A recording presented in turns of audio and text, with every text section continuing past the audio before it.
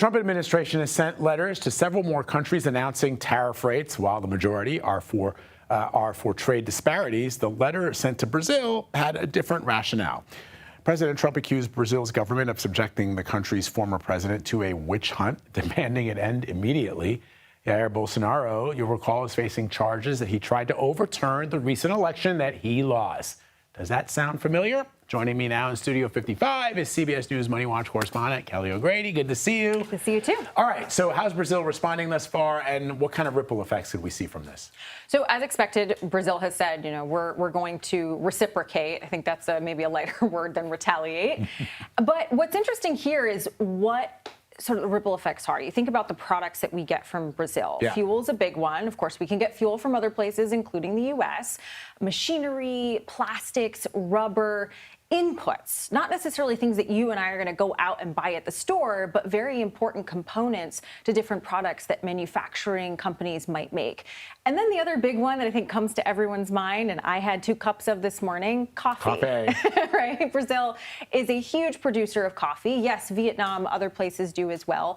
That's the piece of it. You could see higher coffee prices, higher prices. The other thing, though, is think about what we sell to them. We actually have a trade surplus with Brazil, which is why when the president said our unfair trade relationship with, I was like, wait, I have to go back and check this. Yeah, check back your Econ 101 books. In 2024, we sold more to them than they sold to us.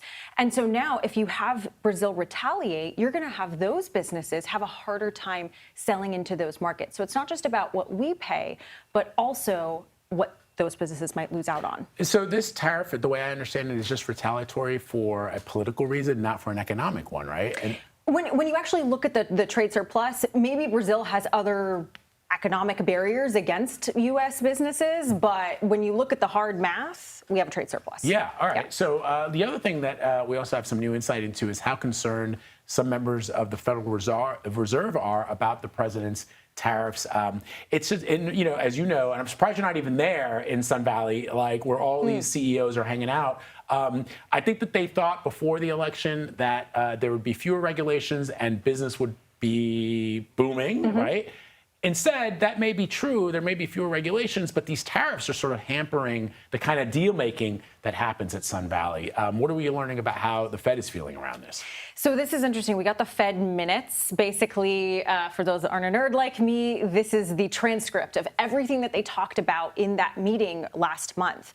And what we're hearing from them is there's actually a wide range of how these different governors feel about interest rates. Some think we're going to get 2. Some think we're going to get 1 this year, or cuts, I mean. Some think that we're going to get 0. So you think about now businesses, investment, that booming piece of it.